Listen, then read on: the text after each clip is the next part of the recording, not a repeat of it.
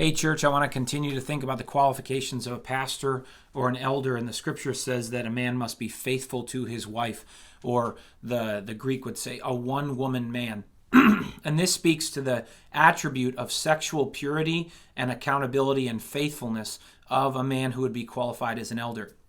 I think that a faithful reading and understanding of the Greek in this passage is not saying that a man can be married only once, in the sense that an unmarried man could be unqualified, or a widower who has been remarried would be unqualified, but is speaking to the character of his faithfulness to his wife if he is married, and a reputation of marital faithfulness, or if a single man were pursuing being qualified or being evaluated, he would have a reputation of sexual restraint, purity, and faithfulness. We as a church need to be looking for the kind of man who has a reputation of complete sexual faithfulness within his marriage.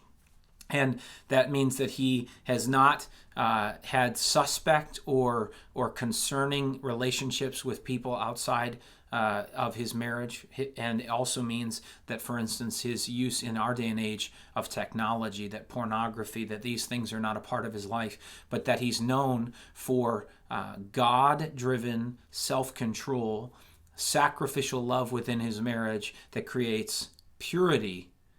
The sex of a marriage is pure and honoring to God. Sex outside the boundaries of marriage is dishonoring to God, and it speaks specifically to the selfish and self-gratification of a person who would go outside of the boundaries of their marriage to gratify themselves sexually. And I think that's part of the reason why this is one of the first things that Paul lists, is because he's looking for servant leaders who will use their authority for the good of others, not use other people to gratify themselves. So a man needs to be a one-woman man, have a reputation, I think as the NIV translates well, as faithful to his wife.